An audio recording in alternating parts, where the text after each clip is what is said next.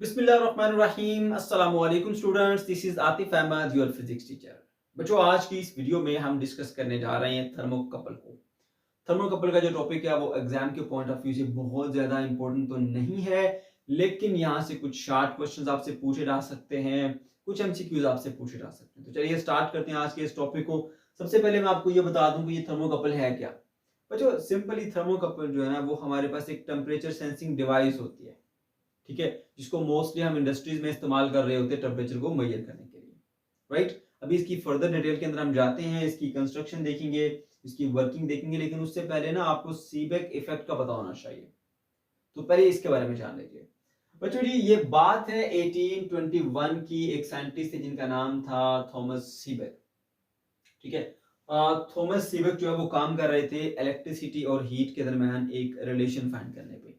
उन्होंने एक छोटा सा एक्सपेरिमेंट परफॉर्म किया जिसमें उन्होंने दो वायर ली डिसिमिलर मटेरियल की, यानी अलग अलग मटेरियल की, डिफरेंट मटेरियल की।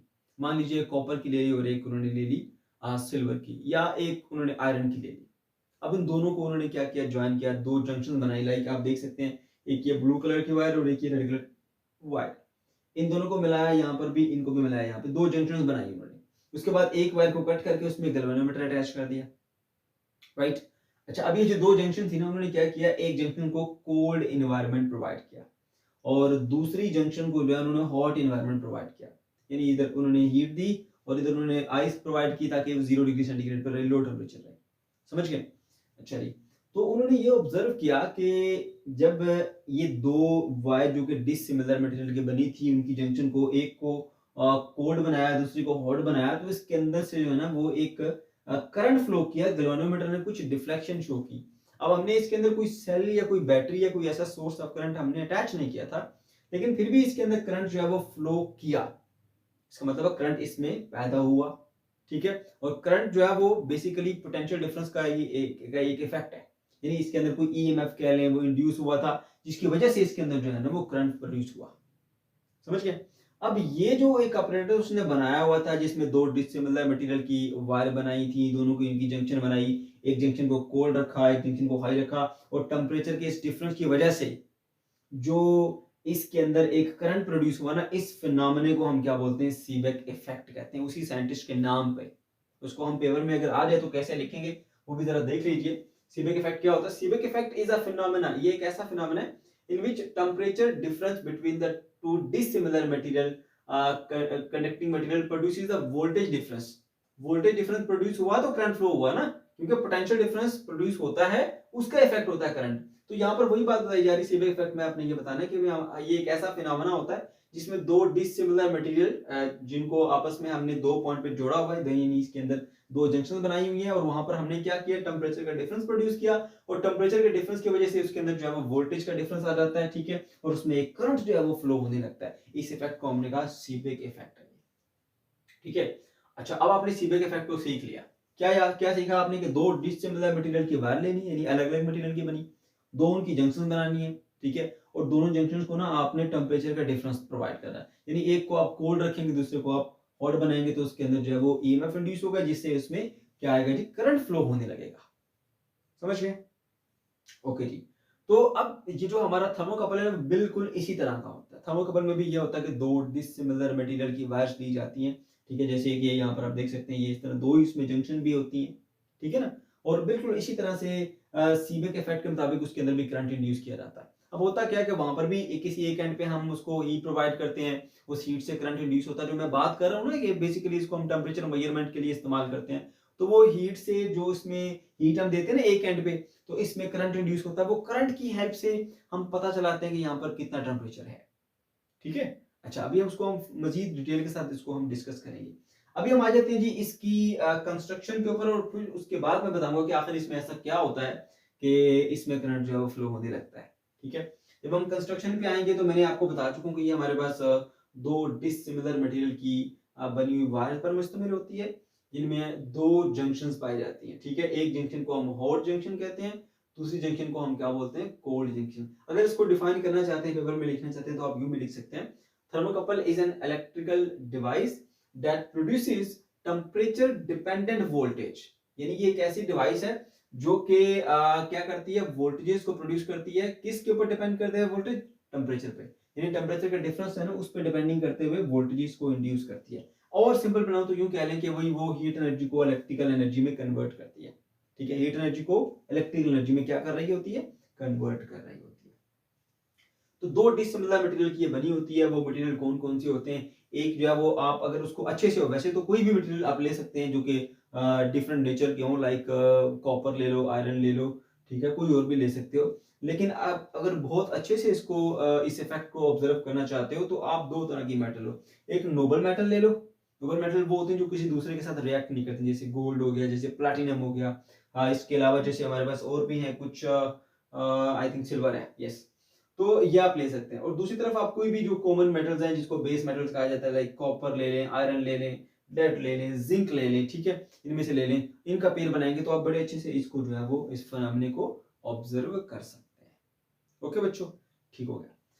तो ये हमने सीख लिया। अब मैं आपको थोड़ा सा ये बता देता हूँ कि भाई इसके अंदर ये फिनोमेना कैसे प्रोड्यूस हो रहा होता है, जो है वो किस तरह से इसके अंदर चार्जेस फ्लो करते हैं, यानी करंट प्रोड्यूस होता है। तो जस्ट ये हमारे पास एक रॉड है और इसके अंदर जो है वो, क्योंकि मेटल्स की बनी है तो मेटल के पास बहुत सारे फ्री इलेक्ट्रॉन्स होते हैं, तो वो ऐसे वाइब्रेट कर रहे होते हैं इसके अंदर ही, ऐसे इस तरह से, ठीक है। तो अब क्या होता है जी, जब यहाँ पर आप इसको हीट प्रोवाइड करते हो तो यहाँ वाले जो इलेक्ट्रॉन है ना, वो यहाँ से उस तरफ को मूव करना स्टार्ट कर देते हैं। यूँ समझ लीजिए कि उनकी काइनेटिक एनर्जी बढ़ जाती है, आपस में कोलिजन बढ़ जाता है, जोर जोर से एक दूसरे के साथ टकराते हैं। तो जिससे क्या होता है, इलेक्ट्रॉन जो है वो यहाँ से उनको ना इस तरफ एक पुश लगता है, तो इलेक्ट्रॉन इस एंड से इस एंड पे जो है ना वो बढ़ना शुरू हो जाते हैं। तो जिधर से इलेक्ट्रॉन जाना चाहते हैं यानी चले जाते हैं, वहां पर क्या हो जाता है, इलेक्ट्रॉन की डेफिशिएंसी आ जाती है, यानी पॉजिटिव चार्ज। और जहां पे इलेक्ट्रॉन उनकी मेजोरिटी हो जाती है, वहां पर क्या आ जाता है जी, नेगेटिव चार्ज आ जाता है। तो यही काम ये होता है कि यहाँ पर जब आपने इस एंड को हीट प्रोवाइड की, तो यहाँ से इलेक्ट्रॉन जो है वो इधर से इधर शिफ्ट होने शुरू हो गए, ठीक है ना। तो इधर जो है वो पॉजिटिव चार्जेस आना शुरू हो जाएंगे ऐसे, और इधर जो है वो नेगेटिव चार्जेस जो है वो आना शुरू हो जाएगा। बात समझ गए? तो एक पोटेंशियल का डिफरेंस तो क्रिएट होगा, ठीक है। अच्छा, अब हमने इसके अंदर ये तो सीख लिया कि बेसिकली किस तरह से करंट इधर से इधर फ्लो करता है कि जब हम इसका एक एंड जो है वो उसको कोल्ड रखते हैं, दूसरे एंड को हम हीट प्रोवाइड करते हैं, तो यहाँ वाले जो है वो उनकी काइनेटिक एनर्जी जो है वो बढ़ जाती है। वो जोर जोर से टकरा रहे होते हैं, वाइब्रेट कर रहे होते हैं, और एक तरह से यूं मान लीजिए कि इलेक्ट्रॉन को उधर पुश कर रहे होते हैं। और इधर क्योंकि हमने इसको कोल्ड रखा हुआ है, तो यहाँ वाले जो इलेक्ट्रॉन है वो उनकी काइनेटिक एनर्जी क्या होती है, लो होती है। समझ गए? ओके। अब इसमें जो है वो दो डिसिमिलर मटेरियल की हमने वायर लगाई हुई, इसका क्या पर्पस आपको वो पहले मैं बता देता हूँ। एक तो ये देखें जी, ये हमने इस मटेरियल की लगाई हुई है, ठीक है। इसमें से यहाँ से इलेक्ट्रॉन जो है वो इधर से इधर फ्लो करते हुए जाएंगे ऐसे, ठीक है। और नीचे अगर मैं ऐसा करूं कि इसकी बजाय, यानी डिसिमिलर मटेरियल की बजाय मैं सेम मटेरियल की कोई लगा देता हूँ यहाँ पे, रॉड या कॉपर सॉरी वायर लगा देता हूँ, तो जितने इलेक्ट्रॉन, क्योंकि सेम मटेरियल है, सेम टेम्परेचर पर, तो जितने इलेक्ट्रॉन यहाँ से इधर जाएंगे इस तरफ, उतने इलेक्ट्रॉन इधर से भी इधर जाएंगे एक तरफ, तो वो एक तरह से एक दूसरे के इफेक्ट को कैंसिल ही कर रहे होंगे, ठीक है। तो फिर जो है वो आपके पास कोई नेट करंट इसमें फ्लो नहीं कर पाएगा। तो अगर आपने नेट करंट फ्लो कराना है तो आपको इस मेटल और इस मेटल की जो है ना वो अलग अलग मटेरियल की होना चाहिए, नहीं कि ये कोई और मेटल हो, ये कोई और मेटल हो, डिसिमिलर मटेरियल होने चाहिए इनके, ठीक है। अब हर मटेरियल की अपनी अपनी प्रॉपर्टीज होती हैं, ठीक है। वो एक खास टेम्परेचर के ऊपर कोई ज्यादा रेजिस्टेंस शो करता है, कोई कम रेजिस्टेंस शो करता है, कुछ ज्यादा कनेक्ट करता है, कुछ कम कनेक्ट करता है। तो इसलिए हम अलग अलग मटेरियल की जो है ना वो वायर का इस्तेमाल करेंगे, ठीक है ना। तो मान लीजिए ये वाली जो है वो बहुत अच्छी कंडक्टर है, ठीक है। यहाँ से इलेक्ट्रॉन जो है वो बड़ी आसानी से स्पीड के साथ इधर से इधर ज्यादा जा पाएंगे। और नीचे वाला मटेरियल जो है वो हमारा ऐसा है कि इस टेम्परेचर पर इधर से इधर जो फ्री इलेक्ट्रॉन है वो कम जाएंगे, क्योंकि हर मेटल के पास जो फ्री इलेक्ट्रॉन की डेंसिटी होती है ना वो अलग होती है, किसी के पास ज्यादा होती है, किसी के पास कम होती है। तो मान लीजिए कि ऊपर वाले से जो है ना वो ज्यादा जो है वो इलेक्ट्रॉन यहाँ से इधर जो है वो शिफ्ट हो रहे हैं ऐसे, ठीक है, ऐसे। और जो नीचे वाला है वहां से इलेक्ट्रॉन इधर से इधर जो है ना वो कम शिफ्ट होंगे, ठीक है। तो अब यहाँ से ज्यादा इलेक्ट्रॉन इधर से इधर आ रहे हैं, कम वाले इधर से इधर जा रहे हैं, ठीक है ना। तो ये क्या होंगे जी, यहाँ से जाने वाले कम है और सामने से आने वाले ज्यादा, तो वो कुछ इसके इफेक्ट को कैंसिल कर देंगे और कुछ यहाँ से फ्लो करते हुए यूं आ देंगे। तो इस तरह से एक लूप के अंदर जो है ना वो एक करंट जो है वो फ्लो होना शुरू हो जाएगा। मान लीजिए कि इधर से अगर 20 एम्पेयर या 20 यूनिट में कह देता हूँ करंट जो है वो इधर से यूं जा रहा है, तो ये जो हमारे पास मेटल है वो थोड़ी डिसिमिलर है, तो इसमें तो जो करंट इधर को इधर जा रहा होगा वो कितना है, वो हम मान लीजिए 10 एम्पेयर का कर देते हैं। तो 20 एम्पेयर का यहाँ से यूं जा रहा है और 10 एम्पेयर का नीचे से जा रहा है, ठीक है। अब ये दोनों एक दूसरे को कैंसिल तो नहीं कर सकते ना, क्योंकि 20 इधर से आने वाला ऐसे वाला है, मान लीजिए इसको हम कहते हैं जी ये एंटी क्लॉकवाइज है और एंटी क्लॉकवाइज जो है वो 10 है, तो ये एक दूसरे को कंप्लीटली कैंसिल तो नहीं कर सकते, ठीक है। तो एक नेट इफेक्ट है 20-10, तो इसमें नेट जो है एक करंट 10 यूनिट का जो है यू फ्लो करता रहेगा। मैं एम्पियर नहीं लिखना चाहता था इसको, मैं यूनिट लिखता हूँ इसको 10 यूनिट, ठीक है ना। तो ये अगर डिसिमिलर मटेरियल की है तो इसमें से फ्लो करने वाला करंट और इसमें से फ्लो करने वाला करंट वो डिफरेंट होगा।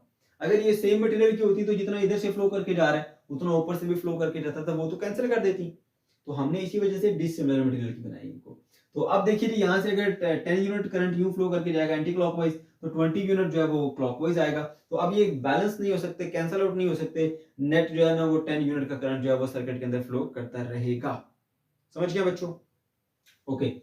तो इसको अगर आप खुद भी घर पे भी अगर आप इस एक्सपेरिमेंट को परफॉर्म करना चाह रहे हैं तो आप कर सकते हैं। 2 बीकर ले लें, एक में आइस रखें और एक में जो है ना वो आपने वाटर रखा हुआ है, नीचे से आपने इसको कैंडल के साथ या बर्नर के साथ उसको हीट प्रोवाइड करनी है, ठीक है ना। तो आपके पास 2 मेटल होनी चाहिए। आप देख सकते हैं जी, एक आपके पास ये ब्लू कलर से नजर आ रही है, एक ये ब्लैक वाली नजर आ रही है। इसके दरम्यान में गैल्वेनोमीटर लगा ले, तो आप खुद से इसको जो है वो घर में भी इस चीज को ऑब्जर्व कर सकते हैं। अगर आप इसको ऑब्जर्व करना चाहते हैं तो क्या वाकई टेम्परेचर के डिफरेंस से, अगर 2 डिसिमिलर मेटल्स हैं उनकी जंक्शन के ऊपर हम टेम्परेचर का डिफरेंस ले आते हैं, तो क्या वाकई उसमें करंट फ्लो करता है, ये ऐसे ही कहते हैं, ठीक है। तो ये आप घर में भी काम कर सकते हैं। एक आयरन के बार ले लें, एक कॉपर के बार ले लें। ओके जी, तो ये हमने देख लिया जी इसके अंदर जो है वो किस तरह से मटेरियल होते हैं, कैसे करंट फ्लो करता है इसके अंदर, समझ गए। अच्छा, अब हम बढ़ते हैं जी नेक्स्ट पॉइंट की तरफ। इसमें जो इफेक्ट्स हैं वो कौन कौन से इफेक्ट्स हैं हम देख लेते हैं। सबसे पहली बात है जी, EMF generated in a circuit is known as thermoelectric EMF.